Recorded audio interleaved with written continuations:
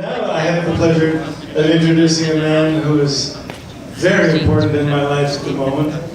Allan Briesmaster, a poet, my editor of my book and the publisher of my book, a man I am very, very fortunate to have met for my advancement in the world, but more so because we're actually making friends, becoming friends and appreciating each other.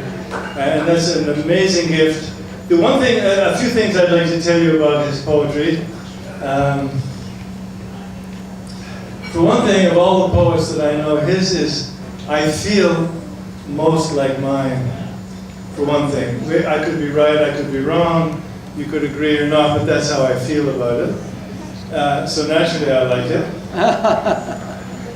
The strength of his poetry is in a kind of muscular, sinuous line that moves like a snake.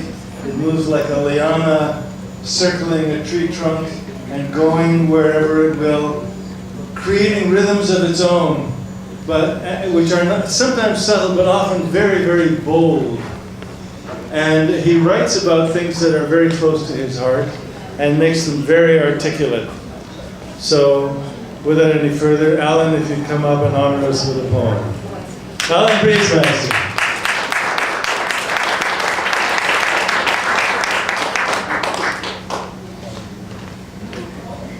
There we go. It looks like a torch. I didn't know Stanley. Somehow our paths never crossed over the years. I think my first exposure was at the art bar not much more than a year ago when you read beautifully. I know you also have read in open mics and still do. I was impressed with your poetry, and I think I came up to you and said as much. Little did I know that not long afterward, Stanley would approach me with a manuscript, which I immediately recognized was going to be a book. Excellent poetry that I found very congenial, and also as an editor, it's a bonus if I don't see that I have a heck of a lot of work to do. But I still didn't know Stanley, and I didn't know what a pleasure it was going to be to work with him. More than that, a joy to work on this book, and I'm pleased that Stanley is as pleased as he is with how beautiful it turned out. And I hope that it's going to find many, many readers in this room and beyond. Okay, I was inclined to just stop there, but after your introduction about your very generous words about my poetry, I will read this one.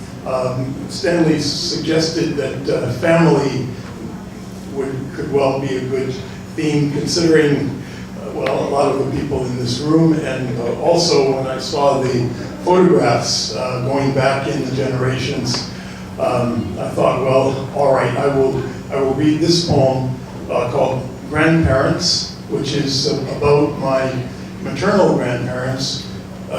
It's maybe kind of topical because they were immigrants. They had well, I think the poem will show you what kind of a life they had.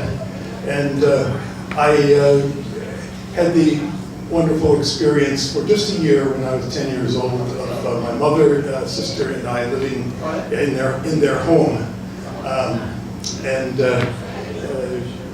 This poem came out of that. Grandparents. Need a little light here. I never wondered aloud, nor was told in their house, much about cranky Grampy, stooped, frail, thin, bald, or twice his girth, gentle Grammy, the plainest old woman I'd seen, with her welcoming, magnetic smile. Dense gray German accents with simplistic word stores, left them quite childlike to me and made quainter the salt-thrower superstitions that strained my mom's patience, though mostly they both drew a reverence I fully shared. His well-worn carpentry tools rasped fragrant wood shavings. He'd fix anything.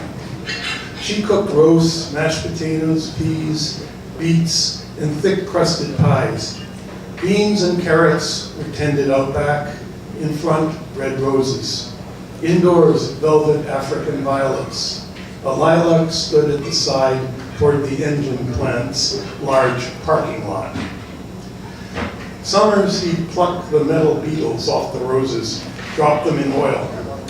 She laundered, crocheted, and sewed. Groucho would make him laugh. Sometimes I heard whispers of his daily pass through Luther's Bible's black script. Grammy prayed silently, often just cleaned and scrubbed. Twice Grampy rowed me around Broadbrook Pond after sunfish and pumpkin seed. Spoke little, shared sweet butterscotch. Mom once said he was palace guard to the Tsarina, chosen for height. Fled ahead of the Japanese war to toil on the Panama Canal. Yellow fever, then coal mine. Disinherited too, she came for new life in New York. Began as a maid to a generous, rich Jewish lady. Sang a lot when still young, Mom recalled. Lovely voice. Raised 4 kids, worked in the plant when it made rugs.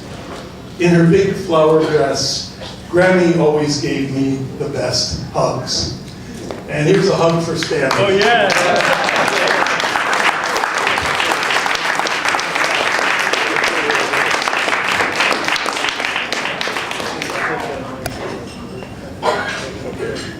There you go. Huh?